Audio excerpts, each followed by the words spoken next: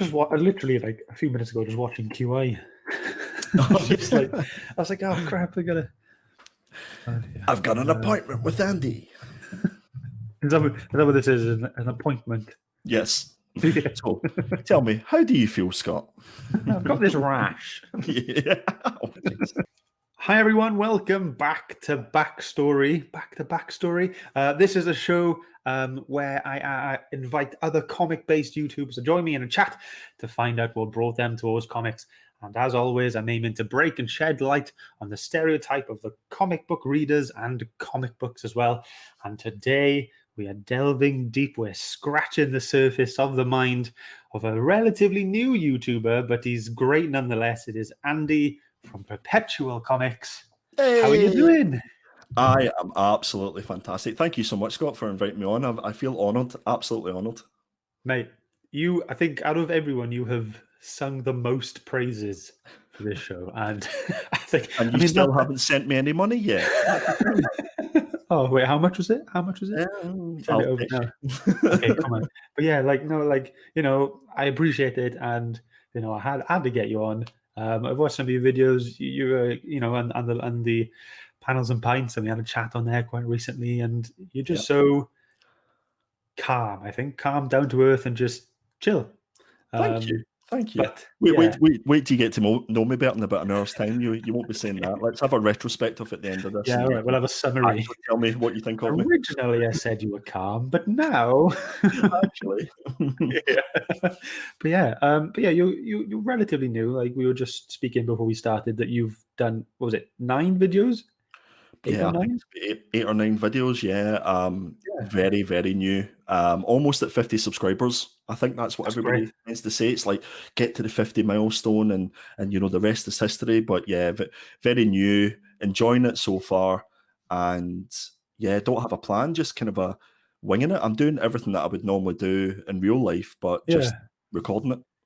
Yeah, just crack on, isn't it? That's all it is, because at the end of the day, like, your confidence in what you enjoy, that is what will attract people to your channel. And that's that's pretty much why I'm doing this, because I like talking to people. I do have a history of radio presenting quite a few years ago, so this is where this kind of talking bit for me comes in. I just enjoy talking to people. But you were on Instagram originally, weren't you, as Perpetual Comics, and then that's where I started. That's where Perpetual Comics was born.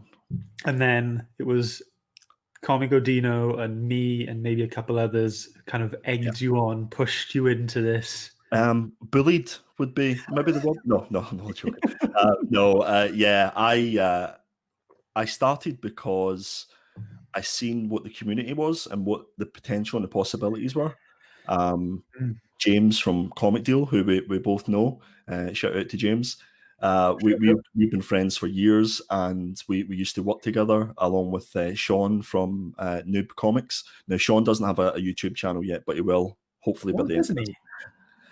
I don't know. Just shy. You can tell he's a shy guy. But no, he sent me a link to his videos, and having watched it, I thought, gee, this is great. This is exactly what I'd like to be involved in. And I just went, you know what? One day I just went, I'm going to set up this channel. I've always had the name in my back of my head. And then you do your first video, and that's the most painful thing I've ever done in my life. Yeah. I agree with the whole first video thing. So what was your first video? It was an unboxing of 3 comics from Forbidden Planet. And yes, I remember that one. I've dissed Forbidden Planet quite a few times because the lack of backing boards and bags for their comics. Even though you spend a fortune on variant covers, they kind of just throw them in and no, I wouldn't even get started there. But yeah, that was my first video. And after that, I promised myself I wouldn't go through that again, and I wouldn't put everybody else that was choosing to watch it through it again. And then the second video came, the third video came, and the community was building up and people were supporting me. And before you knew it, I am where I am at the minute. But people ask me, what are you going to do next and things like that. I literally don't have a plan. I am blagging it. Yeah, well, that's good. I think my first video was my Once and Future issue 1 read and review. Yes. Yeah, I know how you feel about it. It was tricky, and like I had this idea in my head, like I want to read it in one hit, review it straight away, because I just can't be bothered to edit stuff. Yeah. And it's time. That's all it was. I was like, right, what's a cool way to kind of condense all this and do it all in one run? And that's what I came up with. And some people enjoy the format. Those reviews don't get many views, but that's fine. I mean, the books I do are indie books. They're not huge, are they? It's not like King is the King of Black and That's the thing, because I had mentioned to you, I'd said, oh, why don't we do a video on Once and Future, or some sort of indie title, because I know that we've got that in common. We like the indie titles. And then you sent me the link to that particular video, and I was watching it, and I was going, all right, okay, cool. So he's done this as well. But I totally agree with you. I think that that just sitting down, and the stuff that you've been doing recently. I watched the crossover stuff that you've done. Yeah. I love that when it's that raw. This is exactly what I think of this particular book, and it's best that it's not edited, because what I'm finding is that the more videos I do, the more conscious I'm getting of editing skills. So it's almost like I'm starting to care. And that a little bit, that I don't have time for this. I've got a wife and kids, and I don't sit in front of a computer editing me saying swear words and things that I think that I shouldn't be saying. But we'll see. It is what it is. But yeah, that's cool. It's good. I'm glad you're enjoying the whole YouTube thing. But we are here to talk about you, and you said yes to coming on, so it's your fault. I can't go back, no, can I? Can't go back. You can't go back. No. So we'll start off nice and easy. I think everyone likes to start off with these questions. How did the love of comics start for you? My love of comics, yeah. So my love of comics started when I lived in Glasgow. So originally from Glasgow, believe it or not, with this accent. Oh, really? I'm now living in Northern Ireland with my wife and kids, a beautiful wife and kids. And when I was in Glasgow, we got a new next door neighbour, and my new next door neighbour arrived. He said hello. I said hello, and I was like, "Oh, cool! You've got a Batman T-shirt on." He's like, "Yeah." I was like, "Oh, cool." He's like, "Oh yeah, I read comics," and I was like, "Oh, do you?" So do I. And then before you knew it, that was it. We had something in common.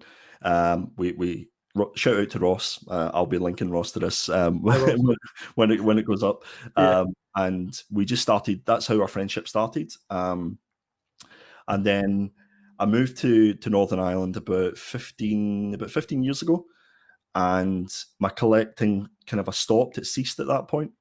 And then it's the natural thing. You get a job, you start to have a little bit more income coming in. At that particular point, I didn't have any kids, so I thought, you know what, I'm start getting back into the game as it is. It's a massive game. That's all it is. My priority at that time was just to collect, to speculate. Like, can I get a book, and can I sell it for more than what I bought it for? Okay. And also, I'm a completionist. At least I used to be. So I would buy one comic, and I would have to buy them all. And Which mean like all the variants, or everything, absolutely everything, all the variants, every cover that you can think of, and that's the reason why I amassed such a huge collection. And as I get older, a little bit more wiser, although some would say not, you realise that you can't collect everything. And going back to my story with Glasgow, so yeah, me and my friend Ross, we went into city centre in town, and that's where I picked up my first comic book, and it kind of kicked off and started from there. What was it? My first comic book was, my very first one was from a very famous market in Glasgow called the Barrowlands. So it's called the Barras, right? Google it after this. Okay. And this is like, as you can imagine, it is a kind of a dingy secondhand place. And it was a Batman comic. I can't remember what issue it was. It couldn't have been that issue. That was my very first one, and the first real going into a comic store one was Spawn. So that was my first major comic, and that's kind of started the love affair. Nice. and then it's just all dramatically snowballed from there. That's why I call myself Perpetual Comics, because it's never ending. It just keeps going and going and going. And now I'm still the comic collector. Some would say a comic holder, but I've got this community with me as well. So it's like I've got friends who feel the same, talk the same, and do the same. So it just now makes we're all egging you on. But yeah, Go on. keep buying that. Yeah, that's exactly it. I totally get you. So Batman was the first one you bought, and then Spawn. Do you remember which Spawn it was? It was Spawn. No. I think it was one of the earlier ones. It was like less than Spawn 50, so you're talking it was one of the Greg Capullo covers. Yeah. Okay, cool. So then what was it about those that made you want to keep collecting? You know what I mean? So was it just the fact that you just had that income and just the perfectionist kind of mindset, or was there something that really hit you about comics that made you want to go, I want more? Yeah, I think it was the stories. I think it was the escapism for me. At that particular point, and it was also the friendship that I had with my next door neighbor. It was that thing we had in common. So he bought a lot more comics than I ever did. Right. So I was getting to read some of the stuff that he was buying, and it just kind of spiraled from that perspective. Nice. So do you keep in touch with him anymore? I do. Yeah, absolutely. I still keep in touch with him. Ross is still back in Glasgow, so he's always going to be a good friend. He's a good guy. Yeah. Yeah. What does he think of the YouTubes? Well, I sent him I don't know if he's watched my other video, but I sent him my my first video, and Ross. I'm a completionist. Ross is a perfectionist, and I'm sure you won't mind me saying that. So I got very much heavily critiqued by Ross about my writing, my sound, all these sorts of things. Eye to eye contact and all that sort of stuff. So I was like, oh, thanks very much, Ross. Have a good, Cheers, mate. Subscribe, please. I was like, thanks very much. I'll take that on board, and I'm sure he'll laugh about it. But as you can see from my 8th, 9th, and whatever other videos I do, I haven't listened. My sound is still poor, and my camera work is really bad as well. So sure. What do you think? It looks like you've got quite a nice mic there in front of you. The mic you've got looks like it's quite nice. The mic, I think it might be the same as yours. It's one of the Yeti Nano. Mine is a. Ooh. Oh, are we having a mic? That's the same one. Are we having a mic off? We're having a mic off. Wait a minute, Scott. Is yours bigger than mine? Hold on. Yeah, see, it's huge. It's way bigger.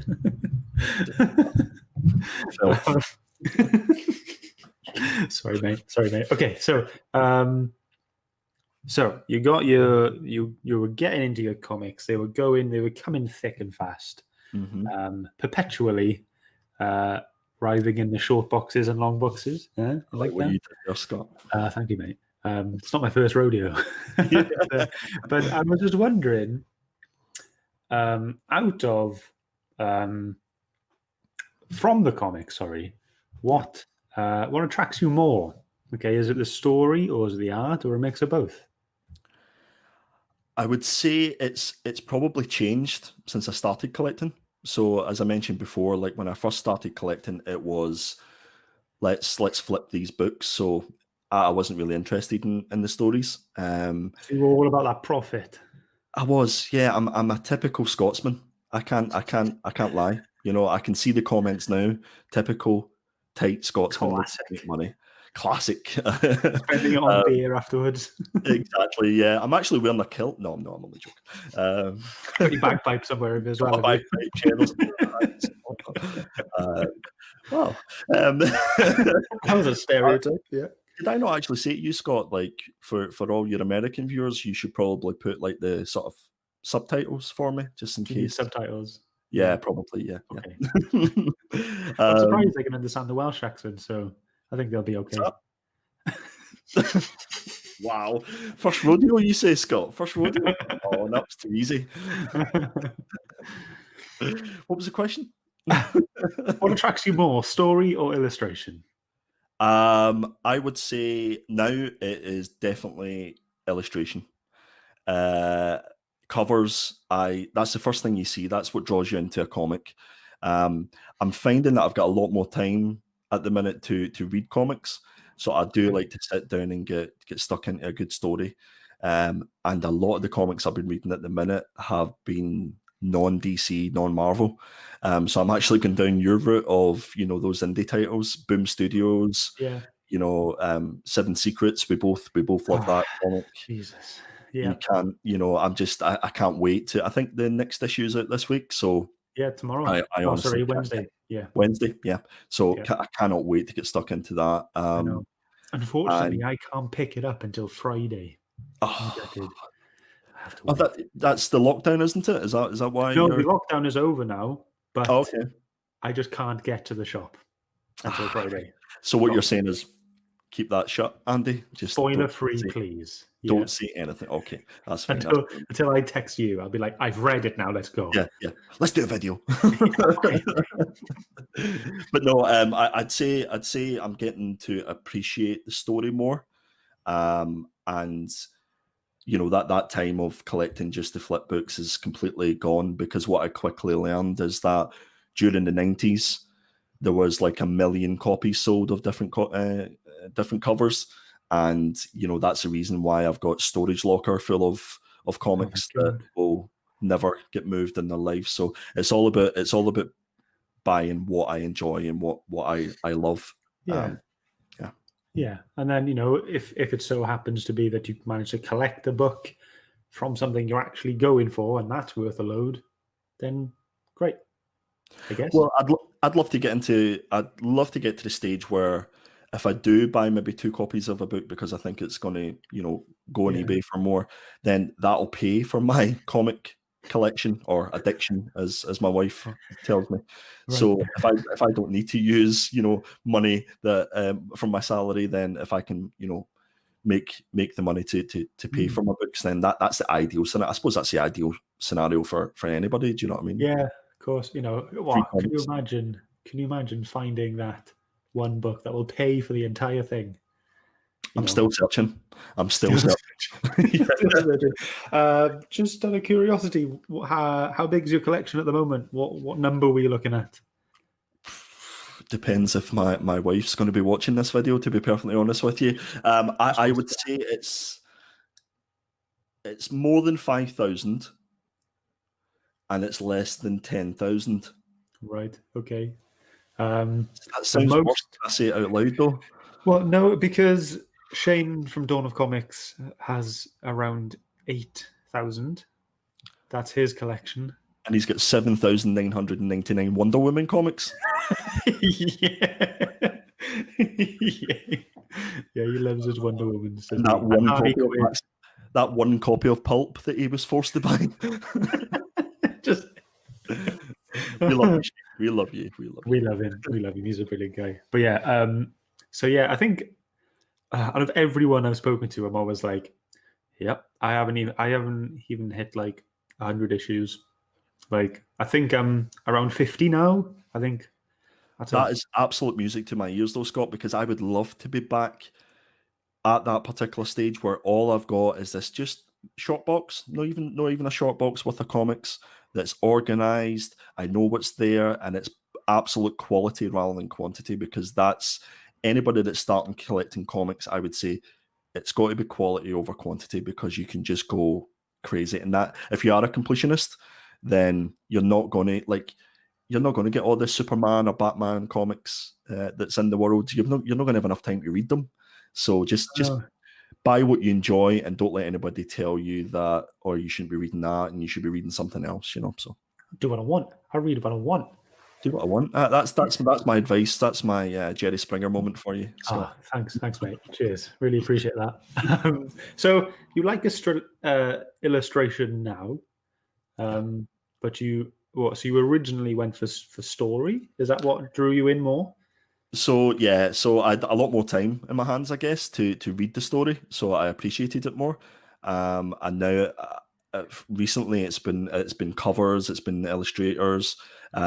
Jock is my favorite artist, so I collect any Jock covers that I can. That's my go-to. So if I see a Jock cover, I've actually, but I get to the stage where if I see something that's cheap, I'll buy it even if I already have it because it's a Jock cover. Now that's when you know that you've got a serious issue. A little bit of an issue. So Just a little bit, yeah. I don't get that. Like, when it comes to buying doubles and stuff, I understand if it's like a key issue or something, and it might go for quite a bit in the future. But what makes, because a few people do it, quite a few people will just go, "I've got it, but I'll just buy another one," and I don't understand why. So can you help me out? Scott, I don't understand it either. I don't understand it. My wife doesn't understand it. It's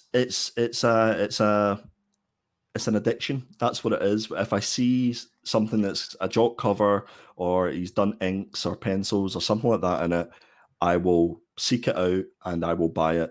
Now I have a few friends who are also Jock fans, and I tend to give a lot of my comics away to people. I love giving AOKs, as it were, to people. Okay. All right. Check your letterbox coming soon. Ooh. Those shelves need filling. Can't wait. I can't wait. Thanks, mate. So yeah, no, I do tend to, because I've amassed such a huge amount, especially new comic readers. Sean will tell you, he's just started. He's newer than you are. Wow. Is he actually? Yeah. Oh yeah. Well, sure. That's why you won the quiz so easily. Really? Know who Scarlet Spider was? Mate. I honestly thought I was going to get that wrong as well, but I'll put the link to that in the description for the video. Yes, I was going to say, yeah, Comic Deal. Check that out. Check him out and watch that. That is good fun. Yeah, it was a good laugh. Panels and Pines, it was called. That's really good fun. But yeah, so Sean is very new. He's very, very new, and whenever we started a conversation and stuff like that, and getting to know our, what we liked in comics and stuff like that, I sent Sean and James an AOK and just random books. Now, at the time, I didn't know that James was a hated DC. Hated's a strong word. He strongly dislikes DC comics, and I think I might have put like 10 or 15 comics in that were all DC. Yeah. So I could tell he was opening it and going, "Oh, great, yeah, Batman." Who's this guy? Yeah. No, yeah, I just, it's especially new readers. I just like to go, try have a go at that, try reading that, and hopefully they'll like it. If they don't, then sure. That's cool. So it's not just you're not just trying to get rid of a couple books. You're actually thinking about something they might enjoy. Oh no, I do try to get rid of a lot of books, to be honest with you. I'm not going to lie. No, but it's a thought that counts, Scott. Of course. No, I do. There's books that I wouldn't even give to people for free, to be honest, that I've collected over the years. It's just not worth it. But just if I think they're going to enjoy the story, or even the artwork and getting into an artist, and it's going to get them into different sort of books that are not DC, not Marvel, then I'll definitely pass some of them on through. Nice. Well, that's cool. It's good that you're sharing it all out. Sharing and caring. Sharing and caring.